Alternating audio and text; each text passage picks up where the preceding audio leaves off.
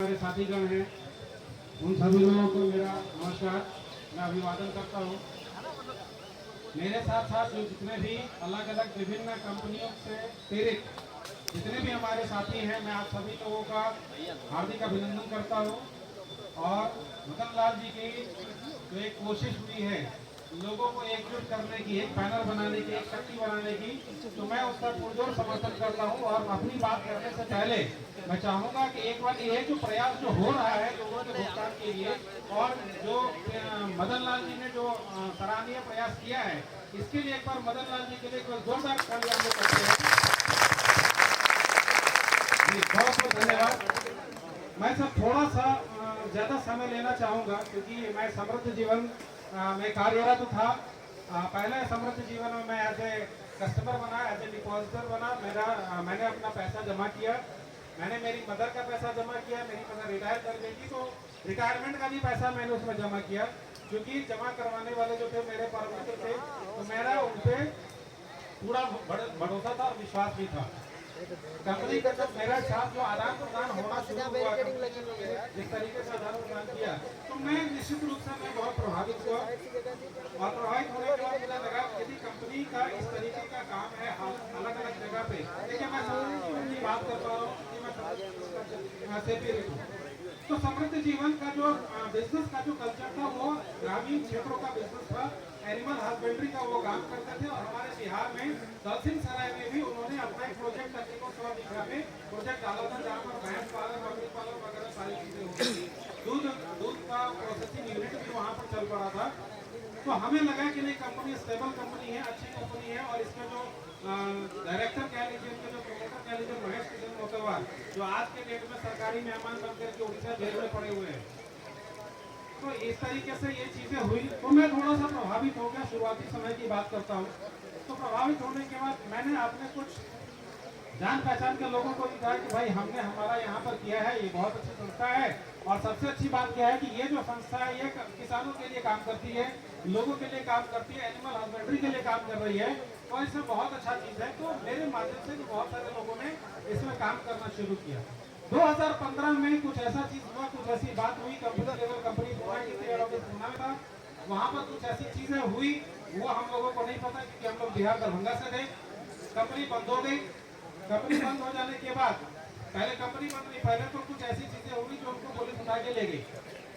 Police उठा करके ले जाने के बाद उनके ऊपर में कंपनी के ऊपर में इंक्वायरी हुई। और 2017 में 10 अप्रैल 2017 को कंपनी को सीबीआई के द्वारा सील कर दिया गया।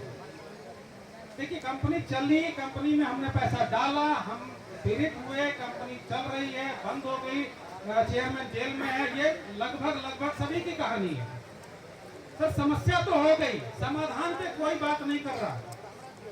हम सभी लोगों की जो समस्या हो गई वो तो हो गई, हमने काम किया, समस्या में आने के लिए काम नहीं किया था, तो समस्या तो हो गई, इसके समाधान के लिए कोई बात नहीं कर रहा था। जैसे ही कंपनी हमारी बंद हुई तो हमने कहा कि भाई कंपनी अगर बंद हुई, कंपनी के मालिक ने गलत काम किया है तो सरकार को जो एक्शन लेना है वो ले, हमें कोई दिक्कत नहीं है, लेकिन हमें हमारा पैसा चाहिए। हमें हमारे पैसे से मतलब है, कंपनी का जो सीएमडी वो जेल में रहे, उससे हमें कोई दिक्कत नहीं है। तो हमने हमारे पैसे के लिए हमने एक संस्था बनाई, और उस संस्था के माध्यम से हमने लोअर स्तर से लेकर के सुप्रीम कोर्ट तक हम गए, और उसकी जजमेंट भी हमारे पास में है। मैं इतनी लड़ाई में लड़ चुका हूँ कानूनी रूप पे। सुप्रीम जब हमारे पैसे लेने की बात आई तो तब जाकर हमें पता चला कि भाई आपने तो पैसा कंपनी में जमा किया। बाद में पता चला कि कंपनी तो सोसाइटी है, तो कंपनी का काम करने के अनुसार सेबी में जाइए, सोसाइटी के लिए आप अलग। मतलब आज के डेट में प्रेजेंट स्थिति में बता दो कि समृद्ध जीवन में सारी चीजें, सारी कानूनी लड़ाइयां लड़ने के बाद आज के डेट में लिक्विडेटर तक की भी अपॉइंटमेंट 2017 में ही हो चुकी है। लिक्विडेटर का काम होता है प्रॉपर्टी को ये बेचना, और बेच करके लोगों के क्लेम लेना, और लोगों के अरे जितने ही पैसे हो, चाहे 25 पैसे हो चाहे 50 पैसे हो, बेच करके दो तो कम से कम। लेकिन ये सारी चीजें होने के बावजूद लिक्विडेटर साहब बैठे हुए हैं, और लिक्विडेटर साहब से जब भी बात करें तो एक ही बात कहते हैं कि भाई हमारी प्रयास जारी है। अब दिक्कत कहाँ पर आ रही है, हमारे समृद्ध जीवन के ऊपर में सीबीआई का काम चल रहा है, हमारे समृद्ध जीवन के ऊपर में ईडी का काम चल रहा है, ईडी की भी इंक्वायरी है, उसी के ऊपर में एमपीआईडी का इंक्वायरी है, सीआईडी का इंक्वायरी है, लिक्विडेटर की इंक्वायरी है, सेबी ने अलग प्रॉपर्टी अटैच करके रखा हुआ है, ईडी ने अलग, हमारे बिहार का जो प्रॉपर्टी है उसको ईडी ने अटैच करके रखा हुआ है। अब लिक्विडेटर साहब से जब भी बात करते हैं कि सर पेमेंट मिलेगा कैसे, तो एक ही बात कहते हैं कि भाई पेमेंट तो हम करने के लिए तैयार है, प्रॉपर्टी बेचने के लिए तैयार है, लेकिन आपकी जो एक प्रॉपर्टी है उसको किसी कभी ईडी ने जब्त किया हुआ है तो उसी प्रॉपर्टी को सीबीआई ने जब्त किया हुआ है, मतलब मछली एक है और उसको अलग अलग जो जगह पे। तो मेरी आप सभी लोगों से एक रिक्वेस्ट है, एक गुजारिश ये है कि सरकार ये सुनिश्चित करे कि आखिर इस समस्या का समाधान करेगा कौन। सीबीआई करेगा तो 100% सीबीआई करे, ईडी करेगा 100% ईडी करे, एमपीआईडी करेगा 100% एमपीआईडी करे, अगर सीआईडी करेगा तो सीआईडी करे, क्योंकि मैं खुद सेबी के ऑफिस में जाकर, सेबी के ऑफिस में घुसना तक अलाउड नहीं होता है। मैं कैसे कैसे करके हम लोग गए, सेबी के ऑफिस में गए, वहां पर वहां पर समृद्ध जीवन के 30 करोड़ रुपए जमा है। हमने कहा कि भाई इसमें से कुछ दे दो, बोला कि सर हमारी अथॉरिटी सिर्फ कब्जा करने की है, जब्त करने की है, पेमेंट करने हमारे हाथ में नहीं है। तो भाई पेमेंट करेगा कौन?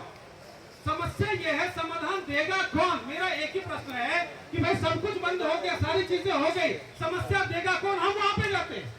तो कोई सरकार एक ऐसी रास्ता सुनिश्चित करे, कोई एक ऐसा काउंटर सुनिश्चित करे। अरे भाई 10 साल बाद ही से कम पता तो चले कि फलाने भाई साहब के माध्यम से पैसा नहीं है। दिक्कत यहाँ पर यह हो रही है कि कौन देगा पैसा। अब सीबीआई के पास जाएंगे तो सीबीआई कहेगा भाई हमारा तो काम है इंक्वायरी करना, तो भैया इंक्वायरी करके तुम कम करो तो पैसा देगा कौन?